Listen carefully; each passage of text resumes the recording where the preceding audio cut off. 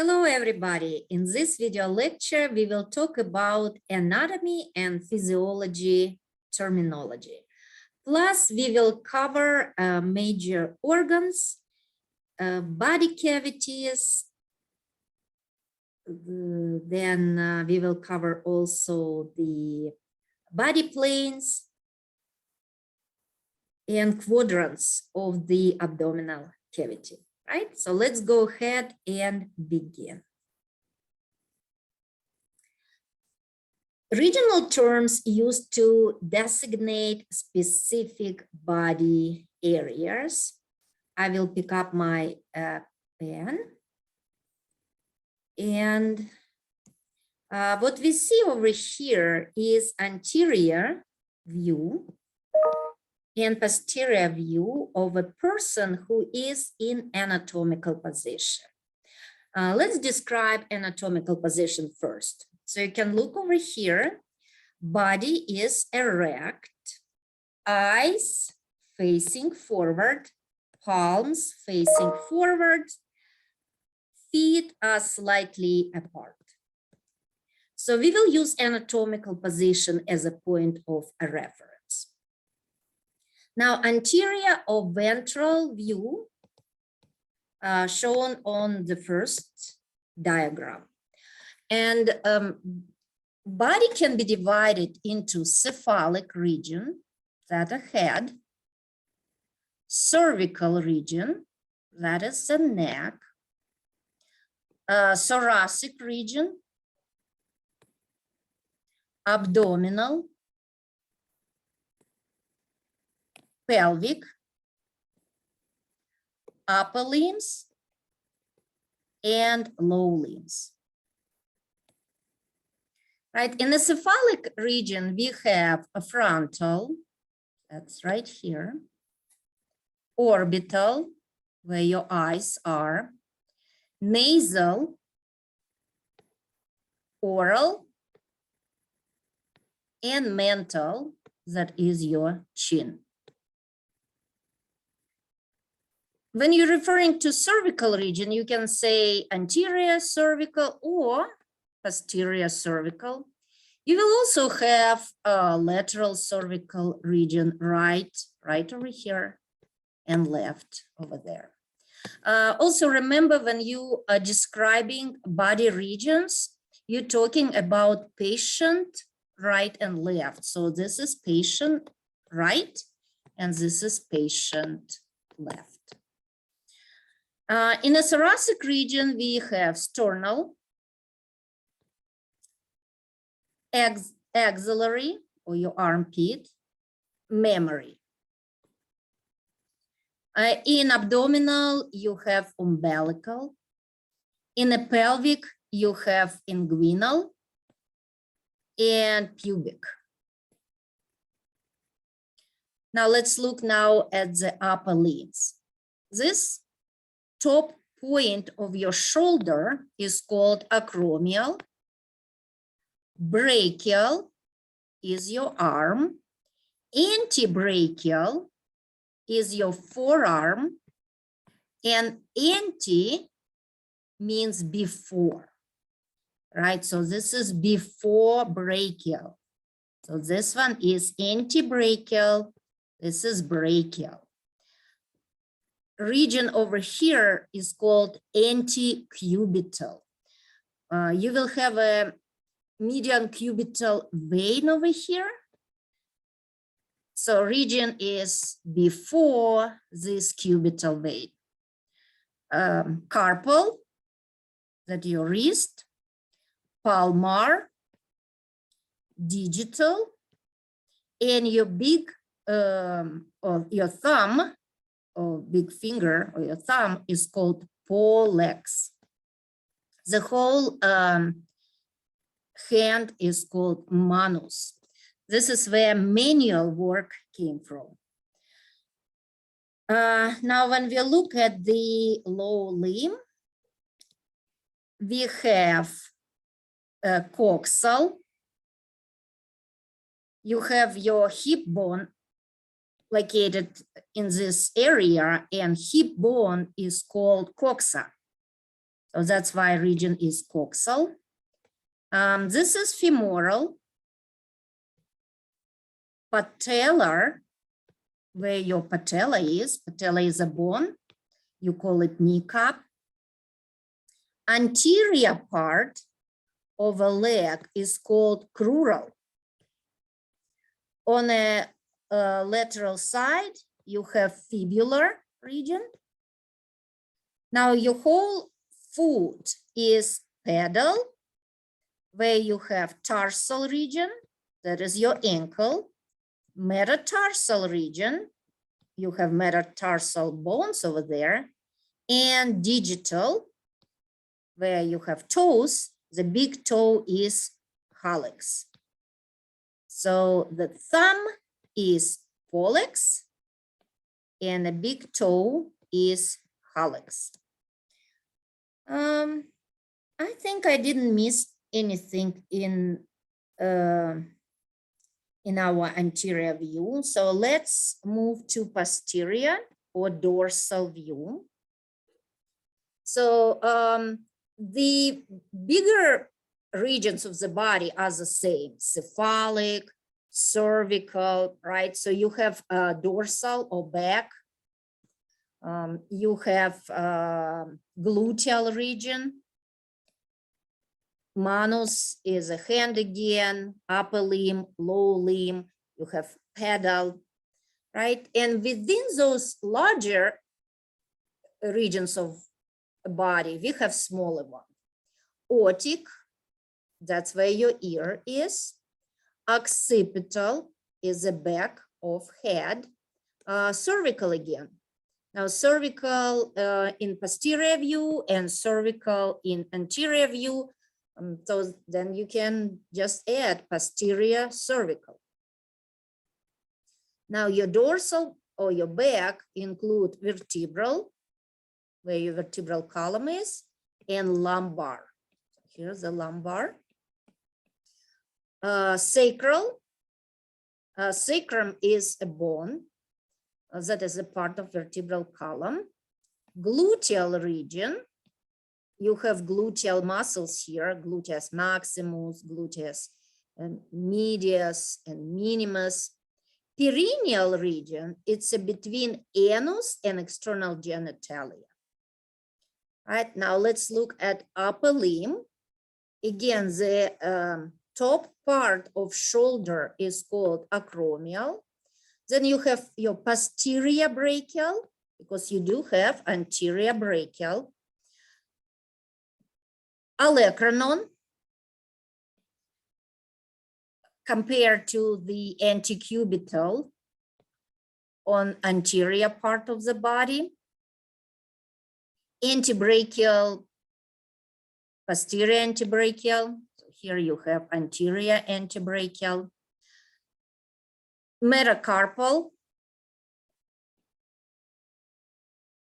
So you would have your carpal region as well, right? So that's your carpal, posterior carpal region.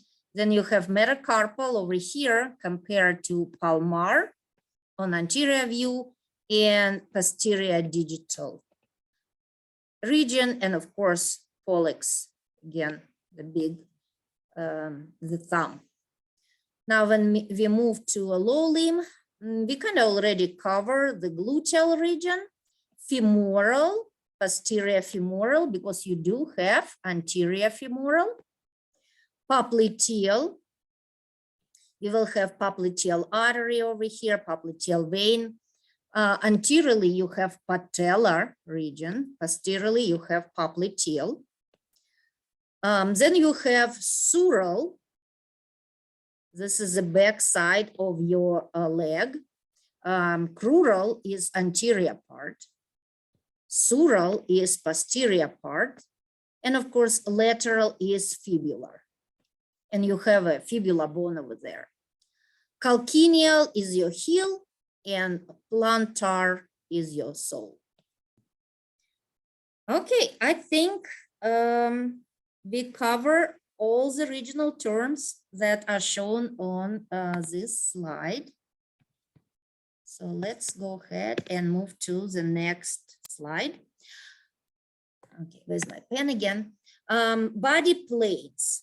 Body planes are imaginary planes that we use to divide body into sections. And then using these sections, we can see and describe different organs. We also use scans like CT scan, X-ray, MRI, and those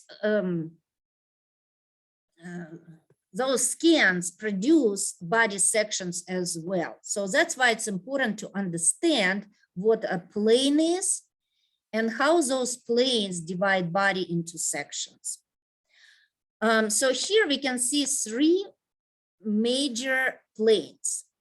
Transverse, right here, that will divide your body into superior and inferior part. Right, so that's transverse section shown over here. So the image or scan of the transverse section of abdominal cavity shown right here. So you can see liver, you can see spleen, spinal cord, pancreas. This plane is median plane or mid-sagittal, and mid-sagittal divide your body into right and left sides. So here's your mid-sagittal section shown right here, and frontal or coronal that divide your body into anterior and posterior part. And here's your frontal or coronal section. So if you notice, the name of a plane corresponds with the name of a section. So frontal plane, frontal section. You can use, instead of frontal, you can use coronal. So coronal plane, coronal section. Mid-sagittal plane, mid-sagittal section. Some, this mid-sagittal, it goes right in the middle of your body. But sometimes you can make an imaginary cut not in the middle, right? For example, right here or over there. Then we will call it just sagittal, not mid-sagittal. Mid-sagittal divide your body into approximately equal right and left parts, but any other sagittal section will just divide your body or your organ into right and left part. So again, mid-sagittal makes mid-sagittal section. Transverse plane makes transverse section. Another name for transverse section is cross section. So you can use cross section, and it's really used more commonly compared to transverse.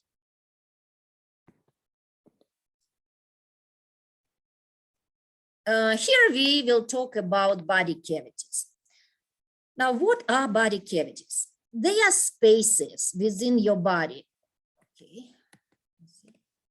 Yeah, spaces within your body that, let me clear why I have this red stuff. Clear all drawings. Doesn't want to clear it. It's okay. Anyway, body cavities are spaces where you have your organs, right? If you don't have body cavities, you don't have space to put your heart in, your lungs, your intestine, your reproductive organs, your brain, right? By the way, we do have animals without body cavities, like very simple, like flatworms, for example. But luckily, humans are more complex creatures, and we have plenty of body cavities that we need to study and remember. Now, body cavities can be divided into dorsal and ventral. well, you know, dorsal means towards the back of your body and ventrals towards the front. Now, dorsal cavity include cranial that houses your brain and vertebral that houses your spinal cord. So those are the most protected body cavities. Actually, the best protected is cranial cavity. All those bones that make it, they are fused together and they do not move. So well protected cavity to house your brain. Vertebral cavity are protected by vertebra. There is slight movement in between, right? But still very well protected cavity, and organ inside is your spinal cord. Now, anterior or ventral body cavities are divided into thoracic. So here's the thoracic body cavity, right? All of it. And abdominopelvic. So thoracic is superior and abdominopelvic is inferior. There is separation between thoracic and abdominopelvic cavity, and this separation is diaphragm. Diaphragm is skeletal muscle, right? So there is a physical separation between these cavities. Now, within your thoracic cavities, you have smaller cavities. Right in the middle over here, this is called mediastinum. And mediastinum is divided into pericardial cavity and superior mediastinum. On the lateral side, you have right pleural cavity and left pleural cavity. Now, in your pericardial cavity, you have the heart. In pleural, inside pleural cavities, you have lungs. So right lung, left lung. In a superior mediastinum, you will have several organs. You will have aorta, ascending and aortic arch. You will have superior vena cava. Right, then you have trachea, right? So other blood vessels and nerves. All right, so that's a superior mediastinum. We call those vessels great blood vessels. So large blood vessels here, nerves, trachea, esophagus, lungs in pleural cavities, and heart inside pericardial cavity. Now, abdominopelvic cavity is divided into abdominal and pelvic. Here we do not have physical separation. We have some membranes, peritoneum, that divide cavity into two, but there is no this distinct separation like we have between thoracic and abdominal. In abdominal cavity, you have digestive organs. Now, digestive organs are called viscera. So you can say digestive viscera. In pelvic cavity, you have urinary bladder, reproductive organs, rectum, that is the last part of large intestine. Right, so those are our body cavities. And again, we have them to put organs inside. And so the organs have space, right? Space. You have space to put organs, plus you protect those organs. Now, I already told you that cranial and vertebral cavity are well protected. So they protect brain and spinal cord. Next, pretty good protected cavity is thoracic, because you have your ribs, right? And, you know, of course, you always have muscles, and you have your cutaneous, subcutaneous fat, and some visceral fat to protect your organs. But thoracic cavity also has your ribs for extra protection. Pelvic cavity is partially protected by the pelvis, and the least protected body cavity is abdominal cavity. You don't have, you do have a vertebral column on the back. That's a bone, right? But lateral and anterior walls, you don't have any bony protection over here that actually give you more mobility. Now, when we look at abdominopelvic cavity, we can divide it into 4 quadrants. And name of the quadrants are pretty easy to remember. We have 2 upper quadrants and 2 lower quadrants, and then you just put right or left. So we have left upper quadrant, RUQ. I'm sorry, did I say right? I think I said left.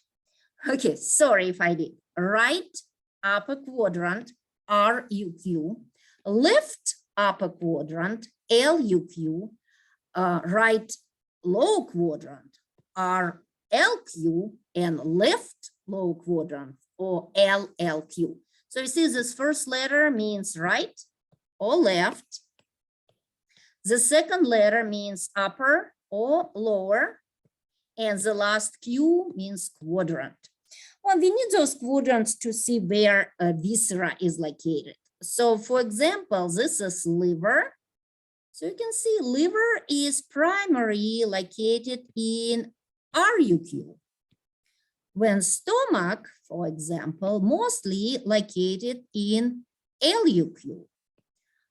This is cecum and appendix located in RLQ. When, for example, this is descending and sigmoid colon located in LLQ.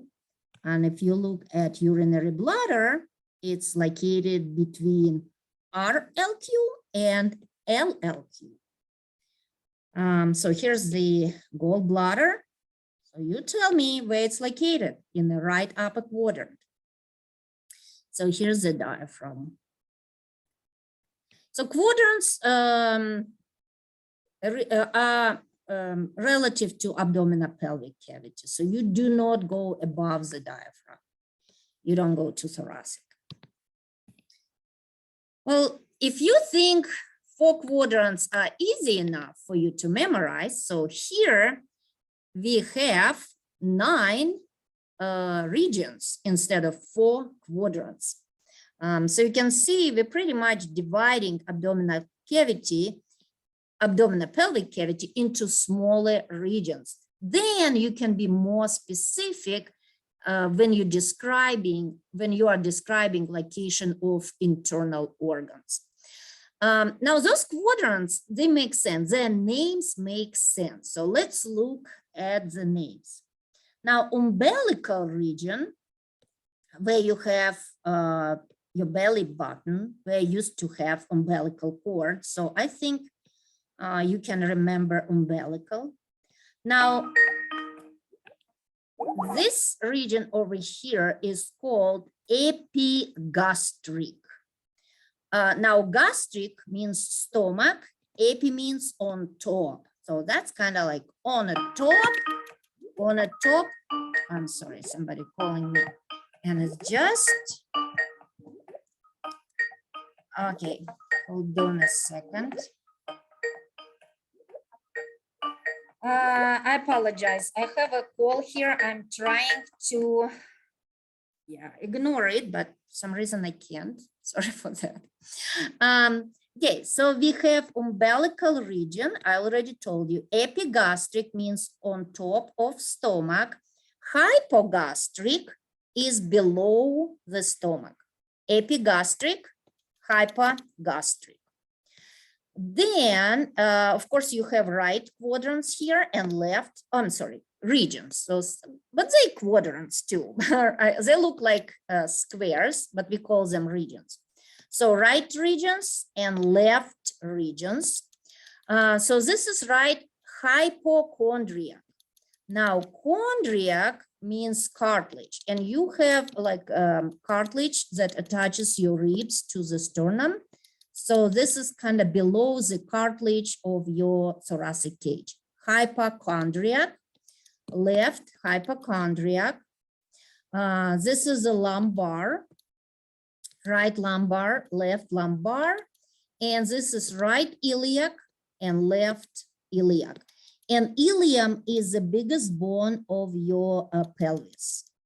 Lumbar, you have your lumbar vertebra that we will cover as well, where those lumbar vertebra located. So as I said, the names of these regions make sense. So let's repeat again. Umbilical, epigastric, on top of the stomach, hypogastric, below the stomach, hypochondriac, below the cartilage of the ribs, lumbar, iliac, iliac. Now, you always can see like this inguinal region. Inguinal region really kind of this region that I just draw, where you have your inguinal canal. So right iliac sounds way more appropriate for me. Well, now when you look at the organs, you can see that appendix, instead of saying, well, it's a right low quadrant, you can be more specific and say it's a right iliac region over here. And the same with urinary bladder. Now you can say it's in a hypogastric region. Right? Okay. And on this diagram, we see the organs on a mannequin. I do have video about this viscera, but that's what we need to know. So let's see what organs we have shown here. So this structure, you can see only a piece of it. This is thyroid gland, and this one over here is a trachea. Now, the red blood vessel is aorta, and a blue one is superior vena cava. Now, this is diaphragm. Now, obviously, this is a lung, left lung and right lung, and this is the heart. Liver. You see, liver is a pretty big organ of your body, mostly in the upper right quadrant. Stomach. This is a gallbladder where you store bile.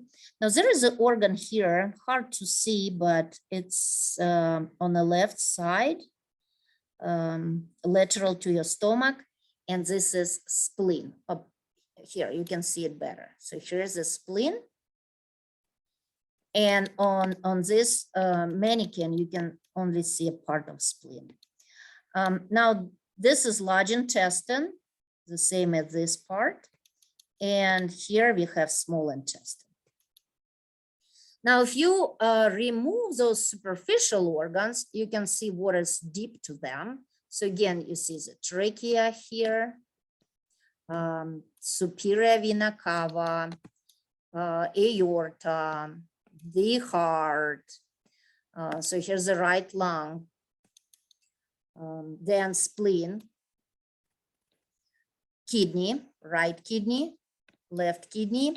On the top of kidney, you have adrenal gland, those glands that make adrenaline. This blood vessel is inferior vena cava, abdominal aorta.